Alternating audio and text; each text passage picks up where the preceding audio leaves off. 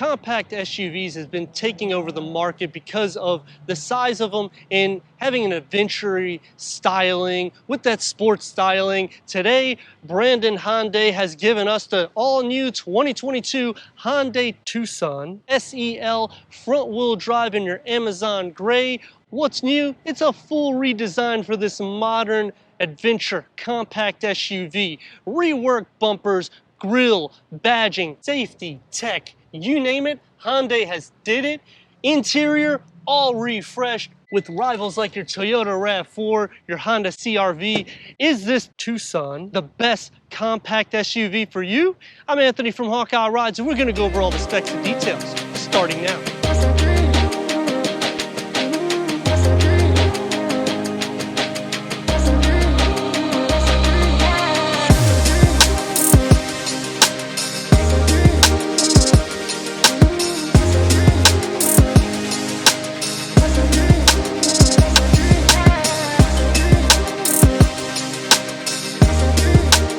New Hyundai Tucson receives an upgraded in-your-face grille with the corporate Hyundai badging, and I like how it's a gray polish look instead of a polished black, because it really does stand out, especially with this Amazon Gray. You're going to have daylight running lights, which are LED lights as well, all new for the front fascia with your reworked bumper, side air curtains, just to give more of that sporty stance at 73.4 inches, a height at 65.6 inches. The hood line structures, I like how they taper in and make more of an indentation. So it's more of a crease, giving more of a bold stance to the front, especially when you're comparing this to the Toyota or the Honda. It's gonna look more sporty with this, and even on the fenders, how they flare out with more sharp aerodynamic lines, the matte black surrounding these 17-inch 5-spoke alloy wheels, the disc behind it at 12 inches, the rear is gonna be at 11.9 inches, a McPherson strut front suspension, a multi-link rear suspension, both the front and the rear will have your coil springs and your anti-roll bars. The sporty styling continues. And I like these sharp aerodynamic lines because if you look closely, it forms an H in the middle. And I think that is awesome that they're really paying attention to detail. You got the satin chrome surrounding the top, which looks like the drawing when this vehicle was being drawn for that refresh. So I do like that they're giving all that heritage, a length at 182.3 inches and a wheelbase at 108.5 inches. Roof rails with the crossbar, so you could go with your kayak. You have the same color body spoiler with your rear windshield wiper tucked underneath to give a little bit of a luxury flare out.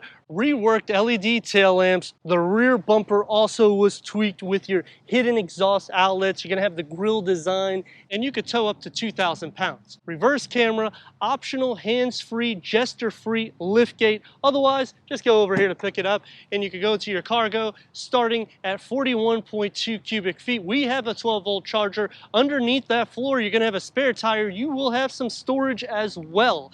You can split fold that rear bench to a 60-40 split. That's gonna max the cargo to 80.3 cubic feet. The refresh Hyundai Tucson SEL sets a nice presence, especially with this color contrast, and I do like how everything is more sporty and adventure, and they back that performance with the standard 2.5 liter 4-cylinder producing 187 horsepower and 178 pound-feet of torque. That's paired to an 8-speed automatic transmission.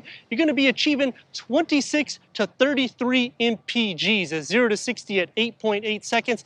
Top speed, it's going to be the best in this if you're comparing it to the Toyota RAV4 or the Honda CR-V at 120 miles per hour.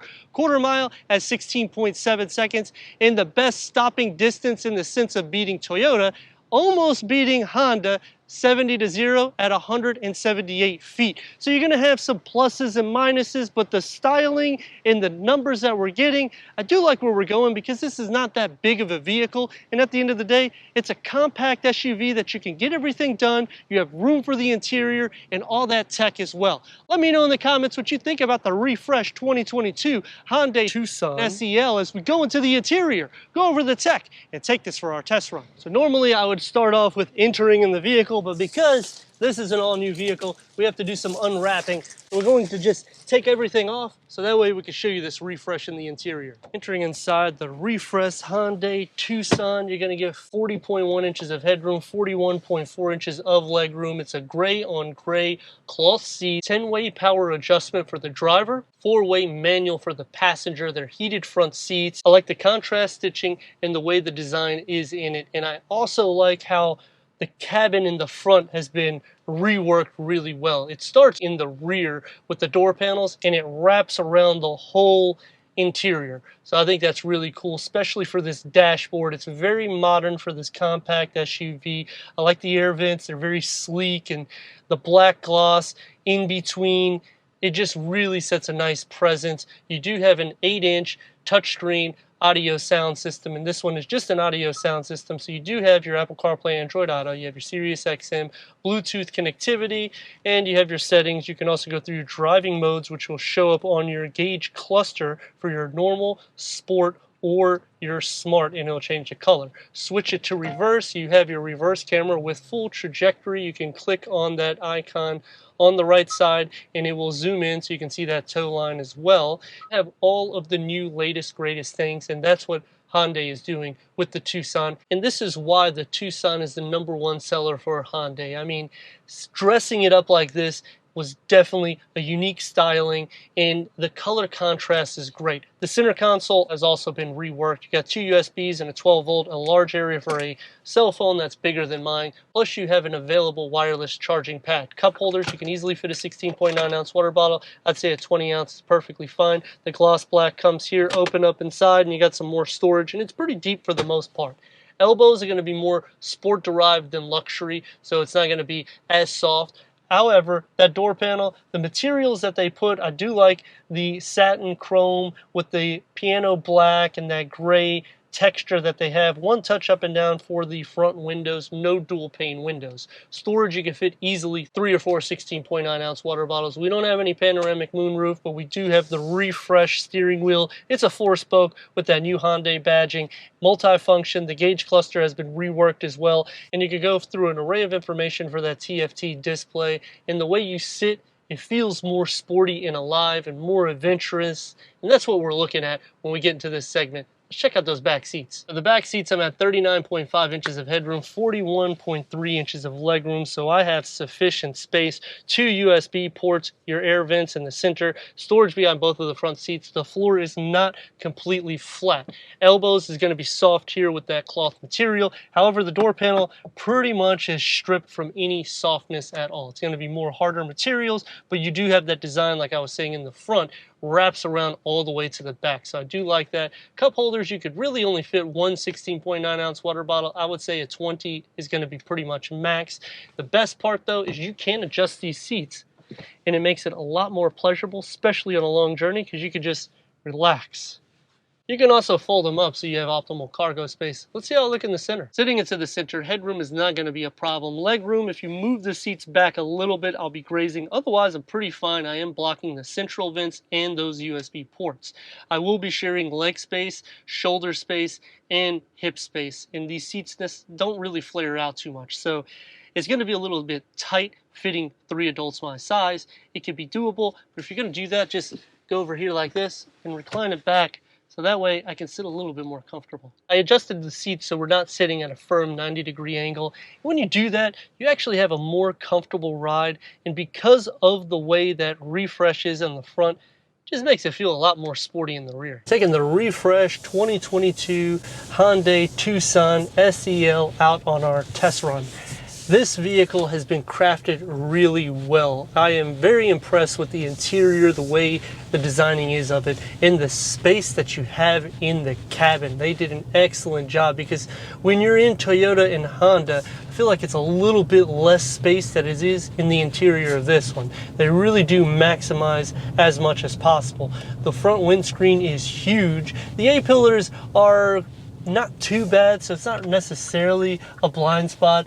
I wish that the vehicle had some more horsepower underneath it, but they do offer different engine trims as well. This is just the standard engine, so whenever we're driving this, you will be noticing that engine note will get a little bit more potent. But as for the brakes, I mean, it does a pretty good job. Turn radius at more or less a stop point. You're going to be getting about 2 lanes. To give it a little go here, and it speeds up pretty quick and it brakes pretty decent as well. So you do have both functionalities to get you in and out of parking lots. So that is a pretty good attribute, because when you get these smaller vehicles, typically it is a little bit harder. And what I've noticed in some models is what they'll do is they'll make the odometer a little bit larger so it looks like you're going faster, meaning typically in a faster vehicle you'll have more numbers because the top speed goes higher. But on these smaller vehicles, the top speed still looks like it goes 160 even though it doesn't, but they make these smaller numbers look bigger, so it makes you feel like you're going faster. 187 horsepower. To give it a little go here, and you can hear what I mean. That engine really gets loud. It's not necessarily something that's throaty. It's a 4-cylinder, so it's going to sound pretty much like it is, and it's going to whine pretty loud. And to give it from a little, I will say that the auto start stop, that system, when it's engaged and you let off the pedal, it does give a little bit of a vibration, but it's a smaller engine at the end of the day, so you're going to expect that. But I mean, if you do need to pass people, you can do so, and it's just going to get pretty noisy. As for the ride comfort though, it is super comfortable. The seats do sit nice, and it does feel sporty when I'm looking out through the front windscreen because of the way the hood is proportioned and the elements of the dash. As for dynamics, it's going to be a bit more boaty, but this is again like more of an active and fun sporty styling, not necessarily sporty with dynamics. As for visibility, I can see, I would say, to the second row. Once it gets to cargo, you're going to be using the blind spot monitoring, but if you need to get in and out of lanes, you can do that relatively okay because the vehicle has that. As the steering, it's going to be a little bit weighted, which I do like that because you can feel more of the impurities in the road. If you're going on a slower speed or a higher speed, it's going to soak it up pretty well in this suspension as well because you don't have that big of a tire, so it just makes it a little bit more pleasurable. Now, there is 3 things I like and 3 things I dislike. Is anything more than that, I'd be buying this vehicle. The 3 things that I like: they really did a great job with the styling cues. For this compact SUV, it's very modern inside, very sporty, and it's super comfortable. So the suspension, they really did a good job knocking all those bullet points. The second thing that I like about the vehicle is the fact that you can get up to speed with the traffic. It's not going to be the fastest in its class by any standard. However, the spec that we have, it does a pretty good job, and you get an optimal gas consumption. So you do have to take things in consideration. It's a give and take when you do that. The last thing that I like about the vehicle is in the back seats. You can recline the seats really well, and you can fit 3 adults my size. So that is something that sometimes it's a little bit tough because I am taller. The dimensions of me doesn't necessarily fit 3 times in the back. Giving it some gas now so we can really see how well she performs, and gets very loud, and it does what it needs to do, and it's going to get you there in a decent time. 3 things that I dislike about the vehicles: in the back seat, they strip out all the soft materials in the door. There's none at all.